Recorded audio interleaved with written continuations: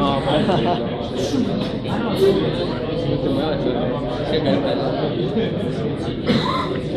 estoy viendo si se lee. Oh, no me voy a poder mover la concha de la...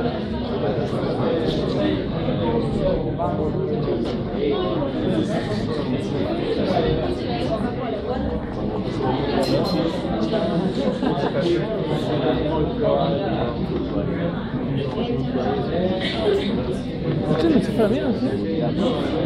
Sí, estoy trabajando. Ah, cierto. Sí, ¿es de ustedes esto, no? No.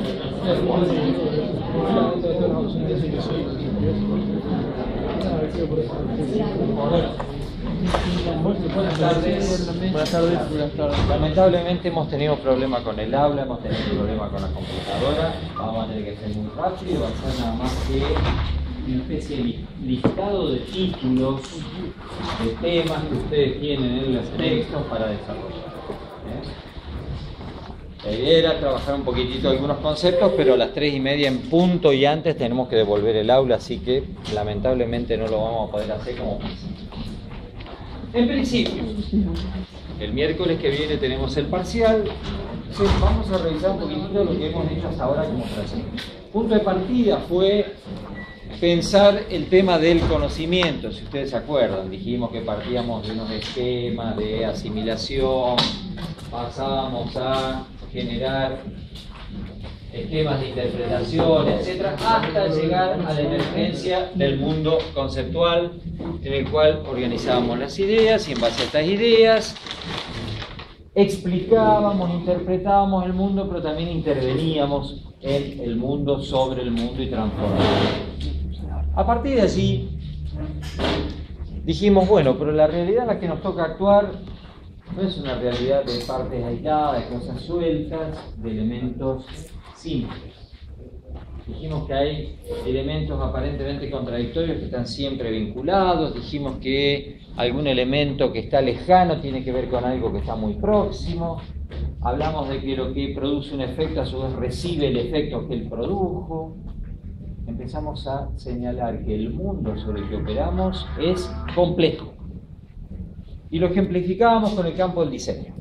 En el campo del diseño manejamos variables que son funcionales, que vienen del campo de lo social, lo sociológico, que se manifiestan económicamente, pero después las tenemos que dimensionar, y es el campo de lo matemático, y a su vez las tenemos que configurar, y es el campo de lo morfológico, lo plástico, y las tenemos que poder concretar, y es el campo de lo tecnológico.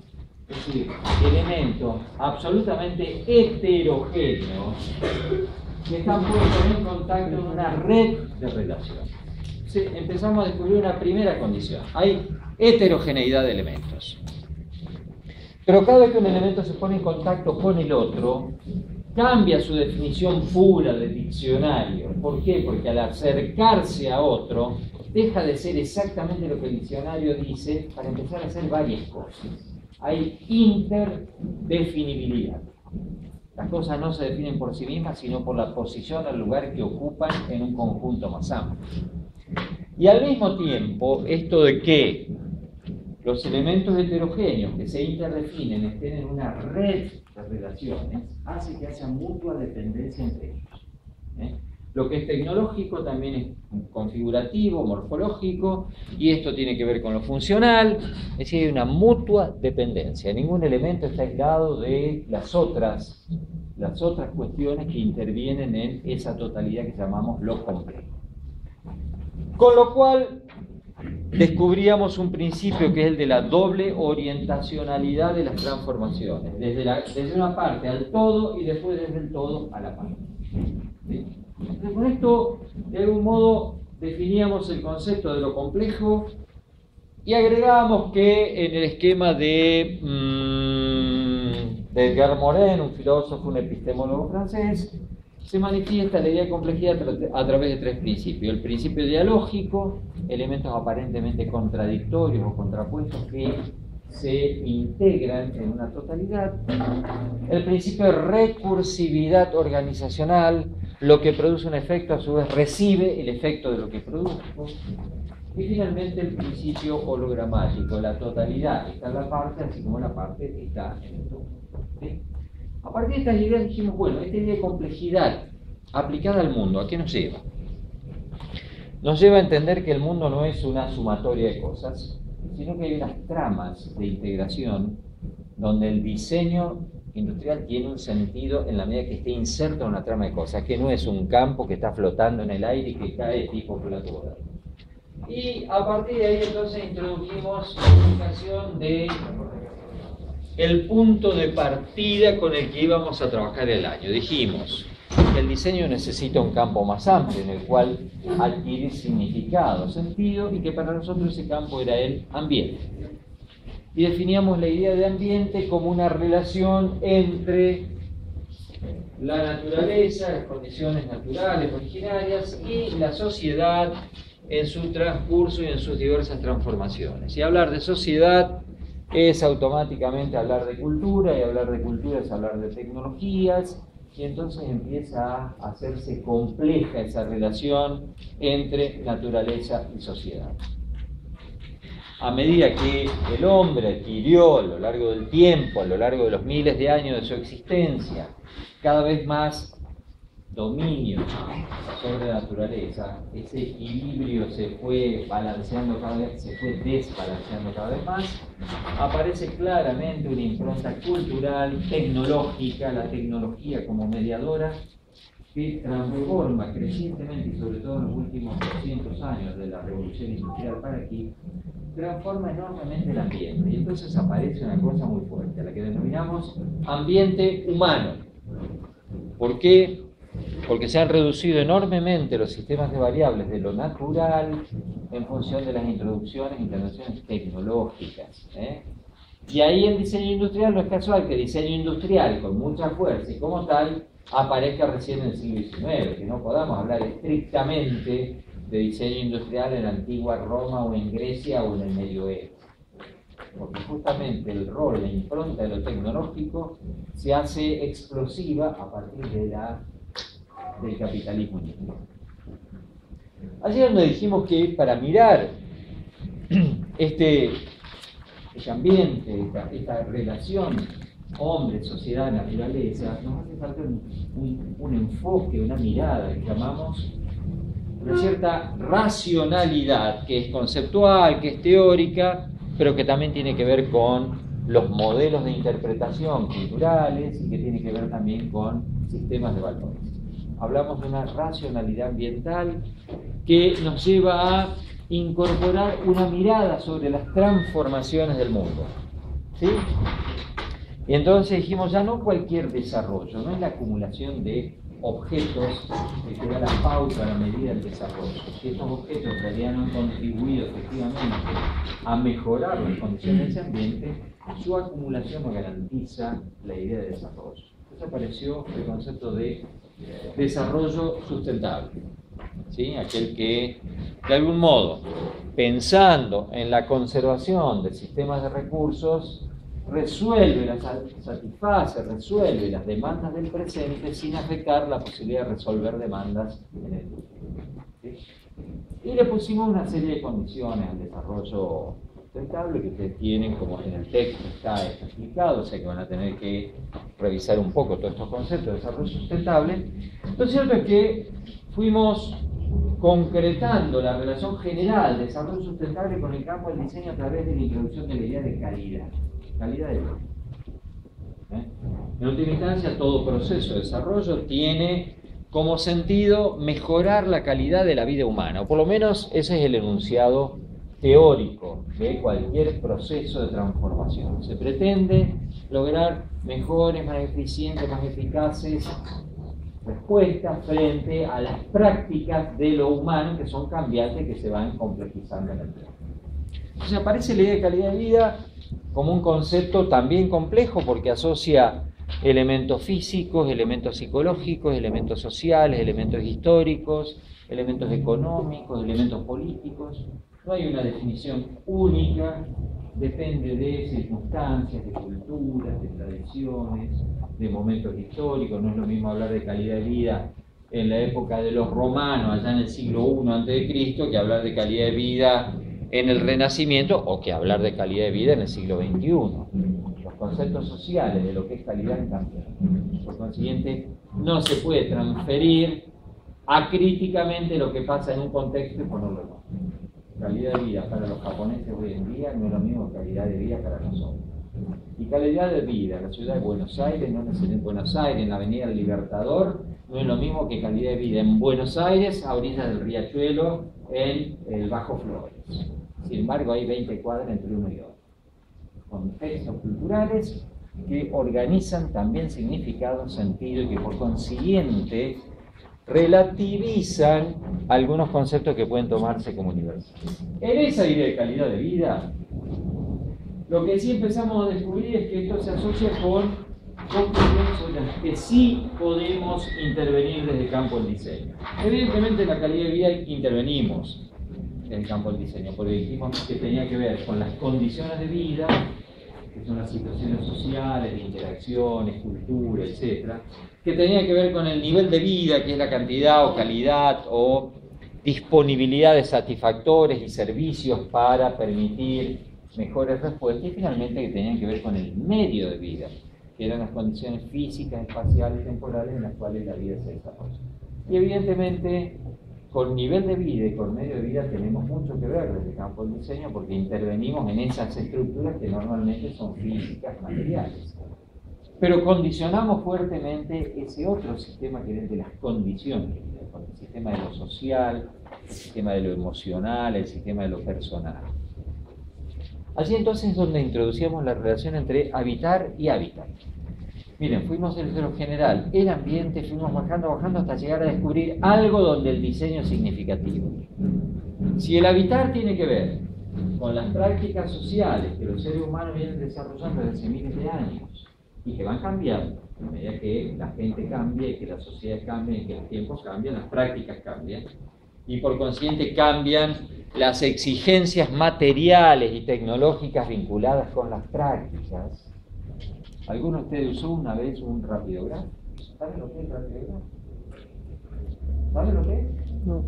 Bueno, 10 años atrás en esta facultad y en esta carrera se dibujaba con rapidograma. Una especie de lápiz con un émbolo, que hace que la tinta baje de cada 0,1, el 0,2, el 0,3, los distintos sensores para mostrar. No tienen ni idea de eso. La tecnología cambió y ustedes hoy van a la PC. El Rotring, el famoso Rotring. El rapidograma. Marca Rotring, Rotring es la marca. Pero había varias marcas. Se ven como en tan poquito tiempo, hasta podemos no tener ni noción de lo que era la clave de hacer diseño. Entonces, frente a esto, evidentemente, el sistema de los objetos, eso que llamamos el conjunto de condiciones materiales, físicas, espaciales, cambia. Aparece el problema del hábitat, donde el diseño tiene directa incidencia. El diseño en general, la arquitectura, la ingeniería, la planificación regional, el planeamiento urbano, el diseño industrial, el diseño de moda, el diseño de signos, lo que sea. El diseño como gran campo es quizás uno de los máximos responsables de eso que llamamos el campo del hábitat. Y la expresión más clara de esta relación entre habitar y hábitat es la estructura física espacial temporal.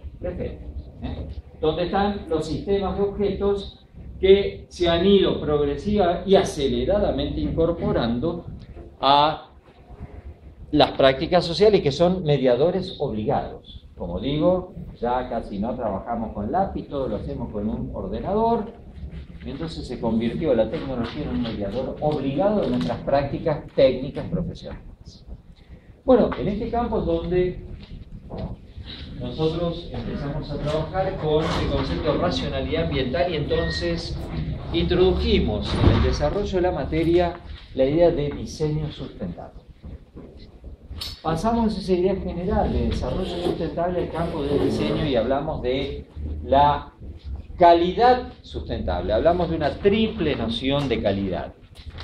Si la calidad de vida es una demanda de lo social, la calidad sustentable es una demanda que califica un cierto concepto de lo que es hacer diseño, ligada con una calidad tecnológica, de lo recuperable, lo reciclable, etc., una calidad cultural, ligada a la vinculación con las prácticas sociales, sus significados, y una calidad ambiental que tiene que ver con el problema de la reducción de lo material, la biocompatibilidad, etc.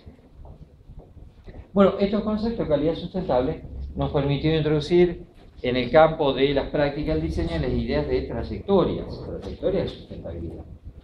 Aquellas que tienen que ver con la eficacia, el cumplimiento inmediato de cosas, las que tienen que ver con la eficiencia, el mantenimiento de ciertas prácticas, y aquellas que tienen que ver con la suficiencia, aquello que efectivamente satisface de la manera más óptima sin comprometer cantidad de recursos.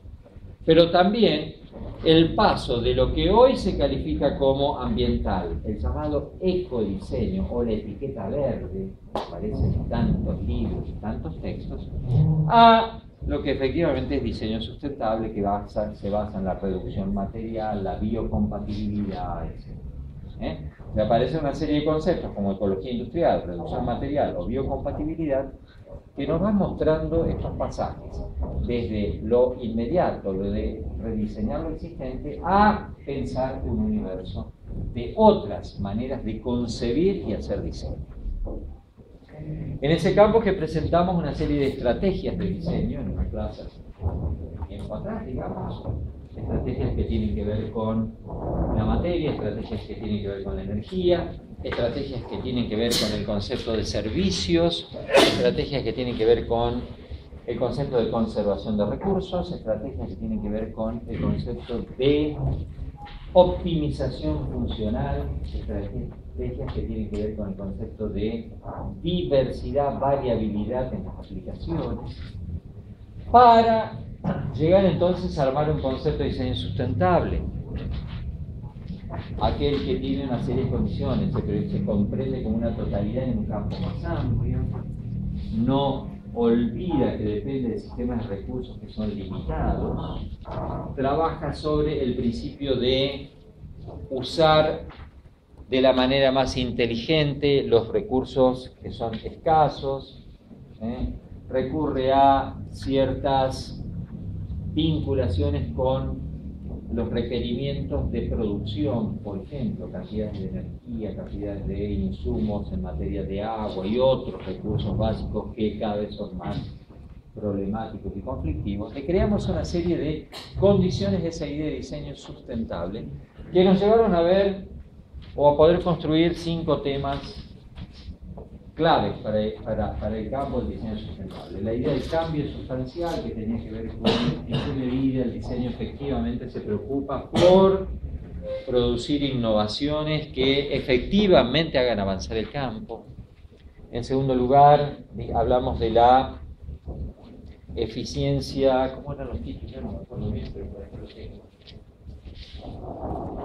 Para no ser macana. Bueno, ustedes los tienen de todos modos los temas. Tienen en el texto,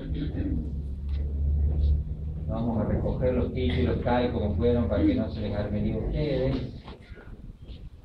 En el texto están de todos modos.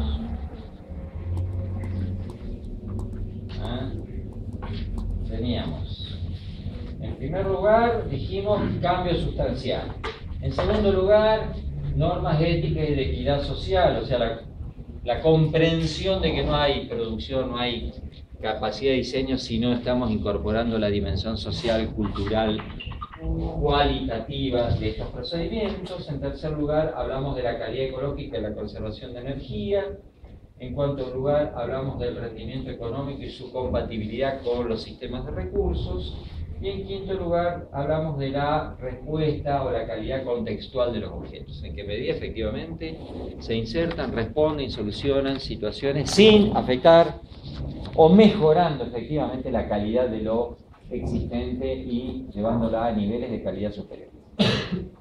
Bueno, con esto nosotros definimos un enfoque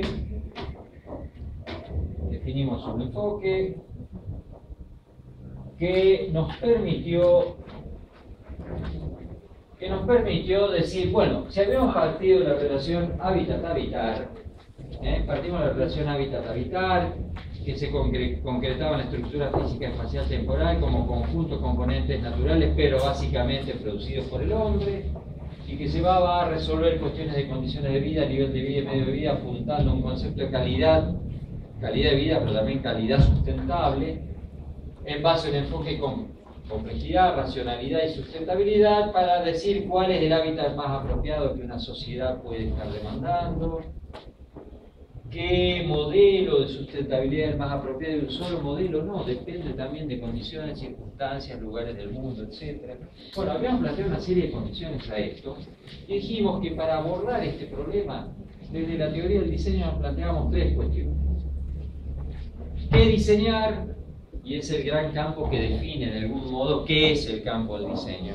Solo objetos y procedimientos, objetos, procesos. El concepto es satisfactor que supera lo puramente objetual. Hoy en día gran cantidad de problemas se resuelven no con objetos, sino con procedimientos y procesos. Pues eso es un campo del diseño. Por el otro lado, necesitábamos también preguntarnos cómo diseñamos y por qué diseñamos. Y esto lo tiene que explicar la teoría. ¿Cómo? Y entramos a ver cuáles son las prácticas técnicas que el campo tiene para producir sus satisfactores, sus respuestas. ¿Y por qué? Y ahí viene la relación entre el campo y la sociedad en su conjunto. Y finalmente, introdujimos la idea de qué condiciones requiere el diseño y con qué consecuencias trabajamos desde el diseño. La idea es que el campo de diseño no tiene operaciones gratuitas, que sus operaciones no son inocentes, sino están libres de efectos. Y esto tiene que ver con haber partido de la idea de complejidad. Lo que hacemos de algún modo produce efectos, esos efectos afectan a terceros, pero también afectan al propio campo. A estas tres cuestiones las organizamos a través de dos ejes. Un eje que tenía que ver con el hábitat, el eje de los objetos, de lo objetual, y un eje que tenía que ver con el habitar, el eje del sujeto, el eje de las prácticas. Entonces allí apareció nuestro esquema de la materia, y en nuestro esquema conceptual de la teoría, se organiza en base a dos ejes. Un eje que tiene relación con hábitat, el mundo de lo objetual, un eje que tiene relación con habitar, el mundo de las prácticas, el mundo de lo social y el mundo de lo técnico. Pero estos ejes contienen aproximaciones. Por problema de definición de qué cosa es conocer, dijimos que no es posible conocer todo de golpe. Vamos incorporando progresivamente cosas. Nuestra primera aproximación fue lo que llamábamos el marco global, donde definíamos el enfoque de complejidad, el enfoque de racionalidad ambiental, la idea de diseño sustentable y su transferencia al campo del hábitat, habitar y la estructura física espacial hasta llegar a un concepto de diseño sustentable. Ese marco, que es la primera aproximación, abre el juego de los dos ejes. Por un lado, el mundo material, el mundo objetual, donde encontramos la segunda aproximación, el mundo objetual material, lo que llamábamos conformación, donde analizábamos a la luz de la cuestión ambiental, del enfoque ambiental, de calidad, analizábamos las componentes, las variables que organizan el concepto de objeto de diseño. Teníamos los dos grandes subsistemas, el de la formalización con sus parámetros determinantes de configuración métrica de espacio y el de materialización con sus parámetros determinantes de función, localización, realización. Dijimos que el concepto de conformación es un concepto que totaliza la relación compleja que hay entre estas seis cosas que son heterogéneas, porque cada una hace referencia a un campo que es diferente al de los otros. Pero ninguna de ellas existe sola, están integrados en la totalidad de esto que llamamos objetos o satisfactores. A partir de eso señalamos que aparecía una relación básica, la del espacio y la función como determinantes de la realidad de lo objetual, del mundo material, físico, espacial. Y también dijimos que había un concepto clave para poder interpretar los objetos, el concepto de funcionalización.